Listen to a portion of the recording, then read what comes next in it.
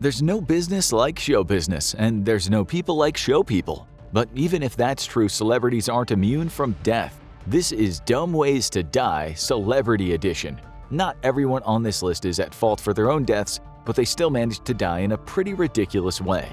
Before we start, let's get one popular misconception out of the way, since it's usually one of the first deaths people think of when thinking of bizarre celebrity deaths. Some of you might think we left him off the list by accident, so let's clear up this misunderstanding first. Tennessee Williams was a prolific playwright and screenwriter, best known for A Streetcar Named Desire, Cat on a Hot Tin Roof, Sweet Bird of Youth, and The Night of the Iguana. Sadly, despite his genius, he was a troubled and self-destructive person. He was a known alcohol and drug abuser. At the age of 71, Tennessee Williams was found dead in New York City in his suite at the Hotel Elysee on February 25, 1983. It was first reported that Williams had choked to death on a plastic bottle cap that he'd used to take barbiturates, a type of drug that's used to treat seizures and other similar conditions. Sounds like a dumb way to die, right? Choking on the bottle cap instead of the drugs? What many people don't know is the report was corrected months later on August 14, 1983. He hadn't actually died on the small choking hazard, but an overdose of Seconal or secobarbital, a type of barbiturate.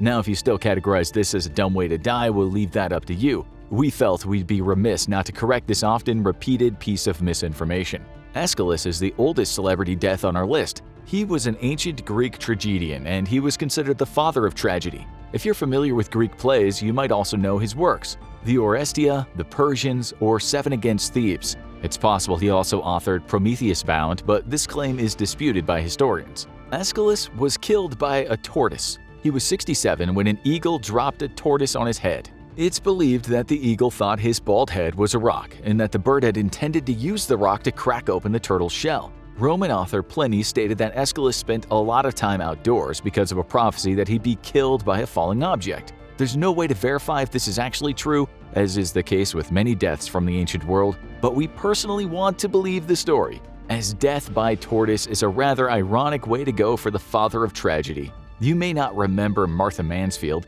but she was an American actress during America's silent film and vaudeville days. In other words, she was one of the original celebrities. Mansfield died in 1923 when she was only 24 years old, in a freak accident on set. She was playing the lead role in a silent film known as The Warrens of Virginia, a film about a Southern woman falling in love with a Union soldier in the Civil War. It was the movie that was going to skyrocket her to stardom. They were filming in San Antonio when Mansfield was sitting in her car just after finishing her scenes. She was still in a costume that had a billowing hoop skirt and flimsy ruffles. Someone on the set tossed a match that would ignite her costume. The car's chauffeur burned his hands trying to remove the inflamed clothing, while Wilfrid Lytell, the film's leading man, threw his overcoat on her to put her out. She was rushed to the hospital where she died on November 30, 1923. The doctors noted she had burns on all extremities, general toxemia, and suppression of urine. She would be interred at Woodlawn Cemetery in the Bronx. No one knows who threw the match. Some say they saw someone throw a match into the car, which would mean someone on set was stupid enough to just toss a match anywhere. Others believe Mansfield wanted to smoke a cigarette to calm her nerves, and she ignited the dress by dropping the match on herself, which would still be tragic but a lesson to maybe not mess with fire around a large frilly dress. Mansfield's mother, Harriet Ehrlich, would immediately reject that theory though, saying her daughter was uncomfortable with smoking. Either way, this tragedy resulted from someone's carelessness and stupidity. If you're wondering if the film was released, it was. They simply edited down Mansfield's role, and Rosemary Hill was changed into the leading lady. Isadora Duncan was originally from San Francisco but moved to Europe to become a dancer in her early 20s. Isadora Duncan always loved to dance. She worked as a dance teacher at her mother's music school, even though she wasn't actually a classically trained ballerina. Her dances were improvisational, and she preferred to dance barefoot. She was particularly popular with female audiences, and she had good reason to want to start a dancing career in Europe. Her American citizenship was revoked in the early 1920s due to her being a communist. Duncan would meet her end on September 14, 1927. She was the passenger in a brand new convertible sports car wearing an enormous red scarf that she had adopted since embracing communism. What should have been a fun day turned dark. She leaned her head back to enjoy the sea breeze, and her scarf somehow blew into the rear wheel on the passenger side of the car. The scarf wound around the axle. It tightened around Duncan's neck and dragged her out of the car. She fell onto the cobblestone street, dying instantly. If you're familiar with the song Country Roads, you may already know John Denver, who was one of the original composers and the original singer. Denver was a popular singer and a songwriter in the 1970s, focusing on acoustic folk music. Denver died in a plane crash on October 1997. By itself, that's not so dumb, it's simply tragic.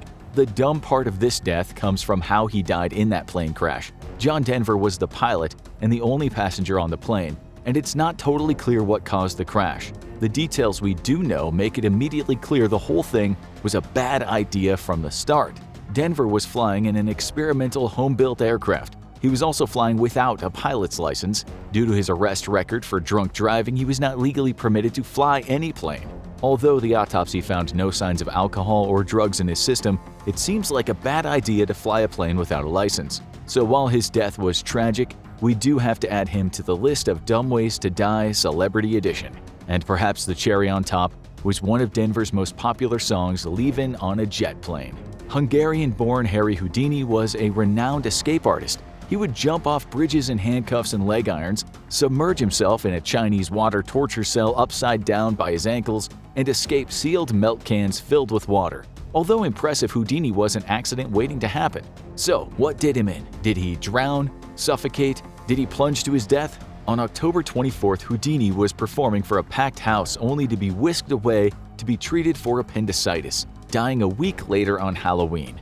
People were confused. It sounds like such an ordinary death for such an extraordinary man. It was a series of extremely peculiar events that would lead to Houdini's death, beginning with a botched performance of the Chinese water torture cell. He was struck on the leg by faulty equipment, fracturing his ankle. He was told to rest by his doctor. Unsurprisingly, Houdini ignored that advice. He would give a lecture at McGill University and afterwards spoke with some of the students in the dressing room at the Princess Theater. One of the students, J. Gordon Whitehead, asked Houdini if he could resist hard punches to his abdomen. Houdini confirmed the rumors, and Whitehead immediately punched Houdini in the stomach 4 to 5 times. It was said his punches had a great deal of force behind them, and they were deliberate and well-directed. Houdini was still in a reclining position when Whitehead struck, and he had no time to prepare for the punches. However, Houdini shrugged the incident off. Later that same evening, he would complain of discomfort and stomach cramps, and his condition worsened the next day. While on an overnight train to Detroit to continue performing, Houdini struggled with severe abdominal pain, cold sweats, fatigue, and his temperature rose to 104 degrees. Instead of going to the doctor, Houdini was determined to continue performing, which was likely his undoing. Although he managed to make it through his routine, he would collapse after the final curtain. He was taken to a hospital for surgery where the doctors removed his appendix, but it was too late. It had ruptured days before, and it had already poisoned him. He would die on October 31st with his wife, Bess, and his brothers by his side. Our advice is if your doctor puts you on bed rest, listen to him and rest. Oh, and don't just punch people in the stomach, that's pretty stupid and messed up. Rod Hull was a British comedian and an entertainer who was often seen with his sidekick Emu, a silent and aggressive emu puppet. He died while trying to watch a football match on TV between Manchester United and Inter Milan. A lot of you might be too young to remember that once upon a time televisions had TV aerials or television antenna. There were antennas that were designed for TVs to receive over-the-air broadcast television signals from a television station. Sometimes if your TV was messing up, you had to adjust the antenna to get it working again. When the picture on Hull's TV started to deteriorate, he climbed up onto the roof of his home in Winchelsea, East Sussex, to adjust the antenna so he could continue watching the game. Hull would fall to his death trying to fix his television.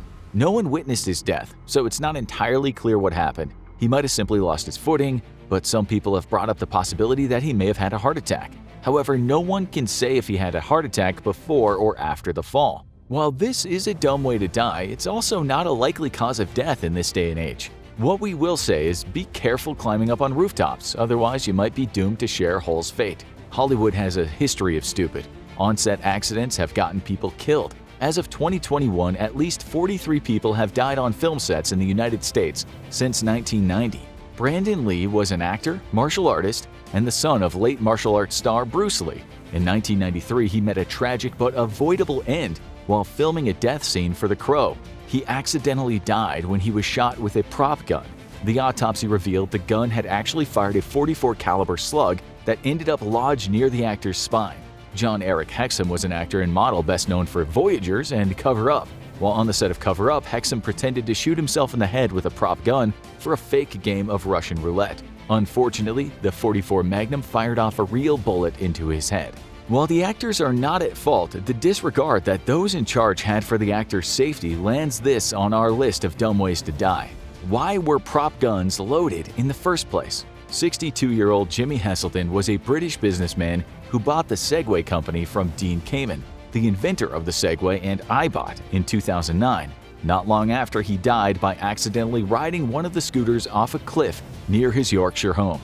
Witnesses watched as Heselden drove his scooter off a cliff, after which he fell over 30 feet into a river below. When authorities arrived, they pronounced Heselden dead at the scene, finding his destroyed scooter close by in the water. Dying as a result of an electric scooter joyride made by your own company is nonetheless certainly a death that deserves a spot on the list.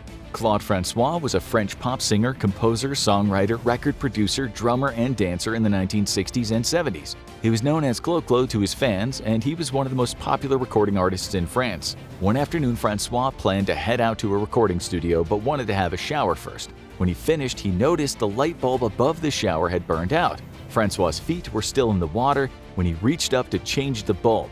As he touched the metal part of the light fitting, he was electrocuted. All efforts to revive him were in vain, and he died at 3:30 p.m. If you ever see a burned-out light in your bathroom, make sure you dry yourself thoroughly before even attempting to change the light. John James McMurray was a Canadian rapper, stuntman, and free skier who died on October 20, 2018. He was filming a music video where he was walking on the wing of a plane while rapping. The further McMurray went out on the wing, the more weight he put on the edges, causing the plane to go into a downward spiral. The pilot was unable to recover from the maneuver, and while McMurray did have a parachute, he clung to the wing of the plane for far too long. By the time he let go, it was far too late. He fell to the ground and died upon impact. No one else was physically injured during the stunt. You might have heard of Alan and Alex Stokes, two TikTokers who staged 2 fake bank robberies for a video. One incident even led to an unsuspecting Uber driver being held at gunpoint by police. Social media might have had people doing crazy things, but even before social media hit the scene, people were doing some pretty dumb stuff for attention. The Stokes reminded us of Luciano Recchiaconi, also known as Leangelo Biondo, meaning the blonde angel. He was an Italian footballer who was known to have a good sense of humor throughout his career. That sense of humor would lead to his demise. On January 18, 1977, Recchiaconi, his teammate Pietro Ghedin, and another friend headed to a jewelry shop in Rome owned by Bruno Tabocchini. Recchiaconi and Ghedin decided to play what they thought would be a harmless prank on Tabocchini. When their friend entered the jeweler's ahead of them, Recchiaconi and Ghedin covered their faces with their jackets and shouted, "Hands in the air, this is a stick-up." What Recchiaconi and Ghedin didn't know is that just a few weeks earlier, the jewelry shop had been robbed, so Tabocchini was prepared. When he pulled out a shotgun, Ghedin noticed it and immediately put his hands in the air. Recchiaconi, on the other hand, didn't see it and continued with the prank. Tabocchini opened fire and Recchiaconi was shot in the chest at close range. Despite everyone's best efforts, Recchiaconi would die 30 minutes after being shot. His last words were, "It's a joke! It's just a joke!" Recchiaconi's stupid prank meant he left behind his wife and 2 children. Tabocchini was arrested, but never charged for the murder. Perhaps Recchiaconi could act as a mortality tale for all social media influencers. The Stokes twins are fortunate that the only consequences they faced were 160 hours of community service and a year probation.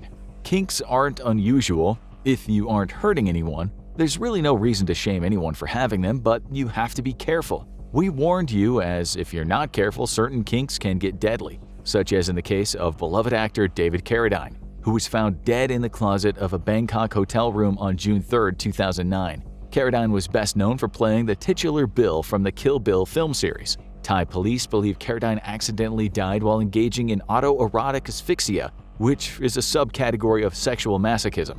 It involved intentionally restricting oxygen to the brain for sexual arousal. Since it's typically practiced alone, it is particularly dangerous. We're not here to yuck anyone's yum, but please be careful or you might be next on the list of dumb ways to die. To this day, Australian zookeeper and conservationist Steve Irwin is still a beloved figure, but we think that even he would have a good sense of humor about his death. He knew the risks he was taking with wild animals. It's not a career for the faint of heart. Irwin's death was a complete freak accident that no one could have predicted. While filming in the Great Barrier Reef during a lull in filming, Irwin decided to snorkel in the shallow waters. He wanted to help provide footage for his daughter's television show, Bindi the Jungle Girl. It was during this time that he was stung by a stingray. Its barb pierced through his chest, hitting his thoracic wall and heart. At first, he believed it had only punctured his lung, but the barb to the heart was causing internal bleeding and eventually led to his untimely demise. Although CPR was administered and Irwin was rushed to the nearby low island,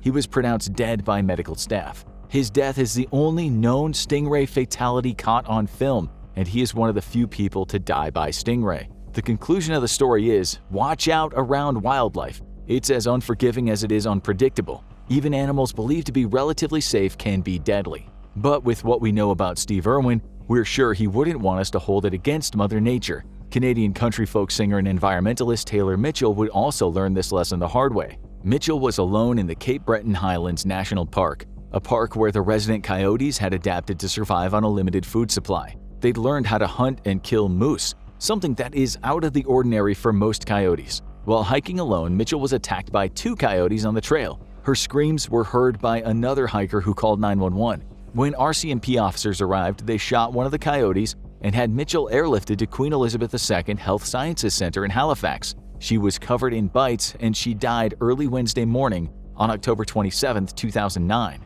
Don't underestimate wildlife and be careful when hiking alone. In Mitchell's defense, this sort of attack is out of character for most coyotes. They've been known to attack pets, but attacking and killing an adult human is rare. It's just proof that you should always be on your guard while around wild animals, no matter how harmless they may seem. Business magnate Steve Jobs doesn't seem like an obvious choice for our list. He died due to complications from pancreatic cancer, so why is he on the list? He might have lived if he had received proper medical care instead of trying to cure himself. In 2003, when he was first diagnosed, doctors recommended surgery, but Jobs delayed the surgery for 9 months. He attempted to treat himself with alternative medicines which might have actually made his condition worse. He'd let his cancer spread for 9 months before he finally agreed to surgery, and doctors believe that delay is what led to his death. According to medical professionals, he had a type of pancreatic cancer that is treatable. Instead, Jobs turned to alternative therapies like acupuncture, herbal, diet, fruit juice therapy, and spiritual consultations. He found a lot of these cures on the internet, ignoring pleas from his distressed friends and family to have the surgery. Once he decided to undergo surgery, it's said that Jobs completely changed his mind about this type of treatment. He put energy into researching experimental methods of cancer treatment to try to survive. He spent thousands of dollars on alternative treatments, such as genome sequencing and targeted drug therapy. He was put on the list to receive a liver transplant. Sadly, it was too late, and the doctors were no longer able to save him. So, while Steve Jobs isn't an idiot for having cancer, as that would be a ridiculous claim, he is the poster child for why it's important to listen to your doctor. Take cancer seriously, folks. Get checked often, get a second opinion when necessary, and most importantly, listen to your doctors. It may just save your life. If you want to hear more about Dumb Ways to Die, check out Dumb Ways to Die Florida Edition, or watch this video instead.